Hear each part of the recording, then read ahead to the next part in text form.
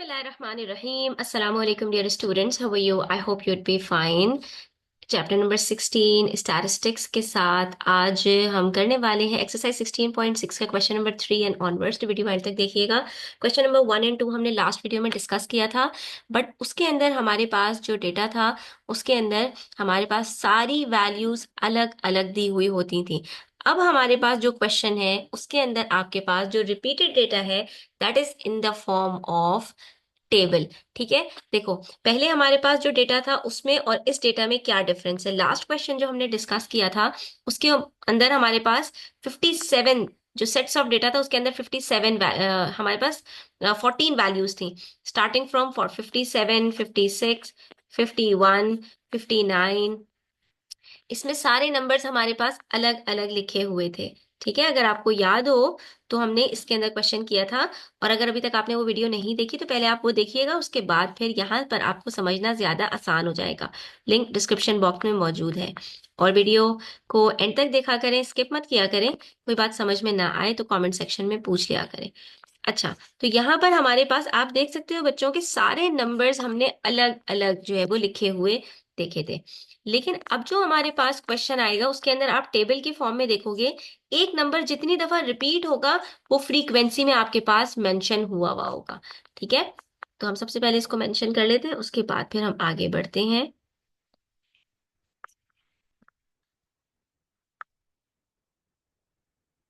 अब आप इसमें देख सकते हो कि ऑल्दो हमारे पास यहाँ पर 51 6 टाइम्स रिपीट हो रहा है, 1 2 3 4 5। ठीक है, सॉरी 5 टाइम्स रिपीट हो रहा है हमारे पास यहाँ पर। तो अब अगर ये चाहते तो हमें टेबल फॉर्म में भी लिख कर दे सकते थे। ये जितने नंबर्स है ना 51, नेक्स्ट है हमारे पास 53, फिर 54, 55 नहीं है, फिर 56, 57, 58 और 59। यहां पर हमें अगर टेबल की फॉर्म में देते तो कैसे देते, जितनी दफा 51 रिपीट हुआ है उसकी फ्रीक्वेंसी हमारे पास होती 5, 53 एक दफा आया है, 54 भी एक दफा आया है, 56 हमारे पास 2 दफा आया है,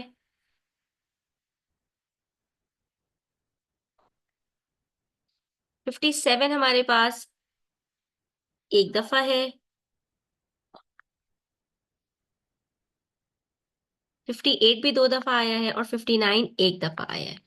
ठीक है, तो ऐसा करने से हमें क्या फायदा हुआ, यहाँ पर हमें ये पता चल गया कि हमारे पास हर नंबर कितनी दफा रिपीट हुआ है। ठीक है, तो अब आपके पास यहाँ पर टेबल के अंदर आपको बता देंगे कि जैसे यहाँ पर हमारे पास क्वेश्चन नंबर 3 में कह रहे हैं work with a partner to answer this question. The table shows the number of days of rain in the first week of May in a town recorded over 35 years. ऐसी situation में क्या होता है कि जब हमारे पास बहुत सारा नंबर ऑफ डेटा हमने कैलकुलेट किया हो, बहुत लंबी हमारे पास फ्रीक्वेंसी हो, फ्रीक्वेंसी ज्यादा हो, तो हर नंबर को अलग अलग लिखकर उसको सॉल्व करना कितना मुश्किल हो जाएगा। तो इसको टेबल फॉर्म में शो किया जाता है कि हमारे पास यहाँ पर 35 ईयर्स का डेटा है। अगर सारे ईयर्स का हम डेज ऑफ रेन अलग अलग लिखेंगे तो 35 नंबर्स हमें यहाँ पर लिखना पड़ेंगे, तो इसलिए इसको टेबल फॉर्म में लिखा है। और यहाँ पर आपको ये बता रहे हैं कि 35 ईयर्स के अंदर जो मे का डेटा इन्होंने यहाँ पर फाइंड आउट किया है, तो इसके अंदर 13 सालों में 13 फ्रीक्वेंसी हमें बता रही है कि इन 13 ईयर्स 35 में से 13 ईयर्स में एक दिन भी बारिश नहीं हुई, 0 डेज ऑफ रेन। ये हमें यहाँ पर रिप्रेजेंट कर रहा है। यानी हमारे पास यहाँ पर जीरो कितनी दफा रिपीट हुआ, 1 2 3 4। और यहाँ पर फायदा ये होता है मॉड जब आप कैलकुलेट करोगे या मीडियन जब आप कैलकुलेट करोगे तो आपके पास असेंडिंग ऑर्डर में आपका डेटा ऑलरेडी मौजूद होगा। ठीक है, तो इसका मतलब ये है कि जीरो यहाँ पर 13 टाइम्स रिपीट हुआ है। समझ आ रही है बात बच्चों आपको। अच्छा, इसी तरह से अगर हम 7 की बात करें तो 7 का मतलब है 7 ईयर्स में सिर्फ एक दिन बारिश हुई है। ठीक है, 5 ईयर्स में 35 ईयर्स में से 5 ईयर्स में सिर्फ दो दो दिन बारिश हुई है। 5 सालों में हर मई के महीने में 2 दिन बारिश हुई। और 2 साल ऐसे रहे हैं कि हर महीने में यानी 2 सालों में मई के 3 3 दिन बारिश हुई है। और एक भी साल ऐसा नहीं थे, जीरो का मतलब है एक भी साल 35 ईयर्स में से ऐसा नहीं था जिस दिन 4 दिन बारिश हुई हो। जिस महीने में या तो 3 दिन बारिश हुई है और या 5 दिन बारिश हुई है, 4 दिन बारिश 35 सालों में, 35 ईयर्स में एक दफा भी 4 दिन बारिश नहीं हुई मई के महीने में। 3 साल ऐसे रहे जिसमें 5-5 दिन बारिश हुई। 2 साल ऐसे रहे जिसमें 6-6 दिन बारिश हुई। 3 साल ऐसे रहे जिसमें 7-7 दिन बारिश हुई। अगर आपको प्रॉब्लम होती है तो एक आध क्वेश्चन में आप सारे नंबर्स को तोड़ तोड़ के लिखिए, ठीक है, और फिर आप इस क्वेश्चन को सॉल्व करें।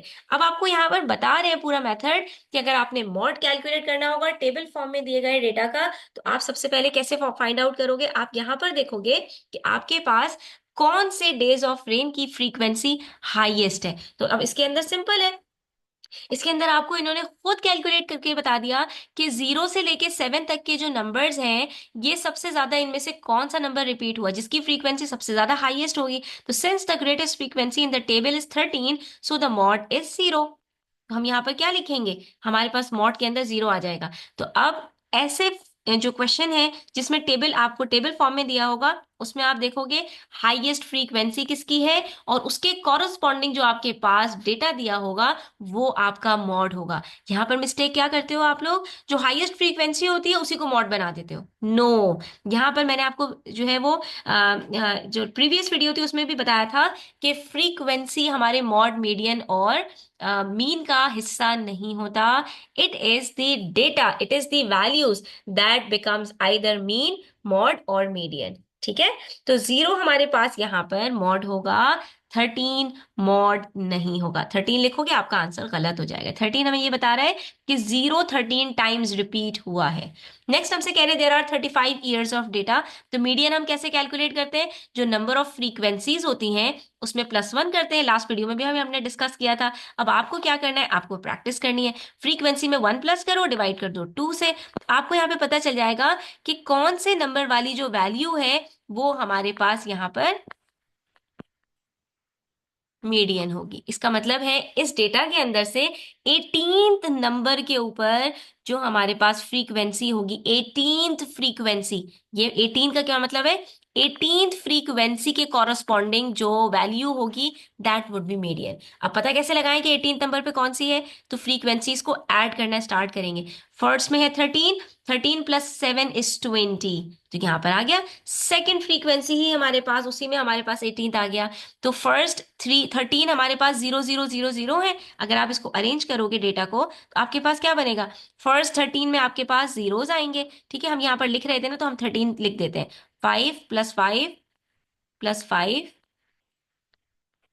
+ 3, ये जीरोस हमारे पास कंप्लीट हो गए। पहले 13 नंबर्स पे हमारे पास 0 आ रहा है। ठीक है, सेकंड जो दूसरा नंबर है उसमें हमारे पास 7 नंबर्स तक हमारे पास 1 आ रहा है। अब इसके अंदर से अगर आप गौर से देखो तो 13, 14, 15, 16, 17, 18, ये हमारा मीडियन है। अब आपके पास अगर 100 नंबर ऑफ डेटा होगा तो क्या आप 100 नंबर्स लिखोगे यहाँ पर, नहीं। ऐसे में आपने सिर्फ क्या करना है कि जो आपने यहाँ पर जितने आपके पास टोटल फ्रीक्वेंसीज है उसमें +1 किया, डिवाइडेड बाय 2 किया। जो आपके पास आंसर आ रहा है उस नंबर की फ्रीक्वेंसी को आपने यहाँ पर हाईलाइट करना है। ठीक है, और उसके अगेंस्ट में उसके कॉरस्पॉन्डिंग जो आपके पास डेटा गिवन है वो आपका मीडियन हो जाएगा।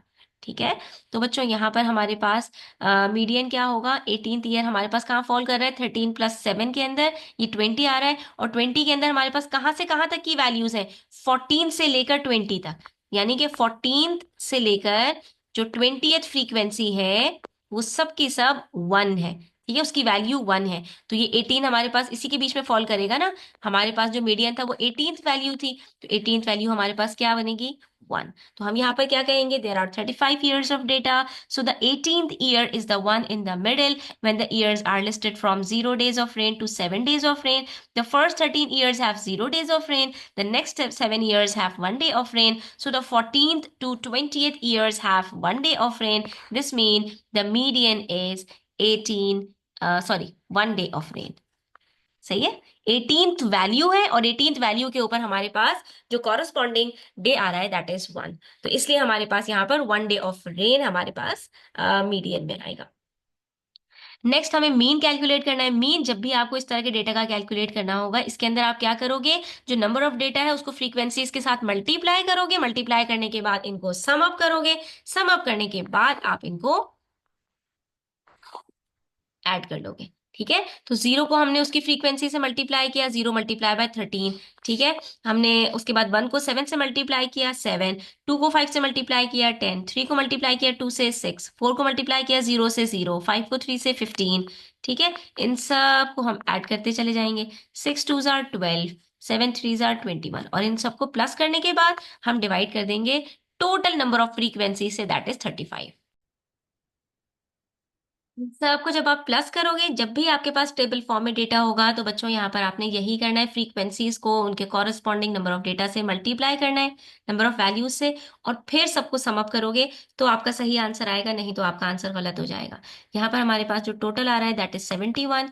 71 को हम 35 से डिवाइड करेंगे तो हमारा आंसर पॉइंट्स में आएगा, बट कोई मसला नहीं है। 35 टू जार 70, पॉइंट लगाया, 0 बन गया। ठीक है,